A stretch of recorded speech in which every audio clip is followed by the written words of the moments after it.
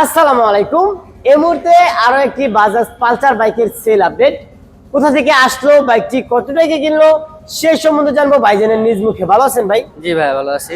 কোথা থেকে আসলেন আপনারা? আমি আসছি ফরিদপুর থেকে। ফরিদপুর। ফরিদপুর নরসিংদী মানে ভাই একটুখানি রাস্তা না, কিন্তু অনেক দূরী পথ। আচ্ছা, কত টাকায় কিনলেন ভাই বাইকটা? ৬২,০০০। ৬২,০০০ টাকায় বাইকটা কুরিয়ান সার্ভিসে নেবেন জি ফরিদপুরে? হ্যাঁ। কুরিয়ান সার্ভিসে ভাইজান বাইকটা নিবে। তো ভাই চালাইছিলেন বাইকটা? হ্যাঁ চালাইছি।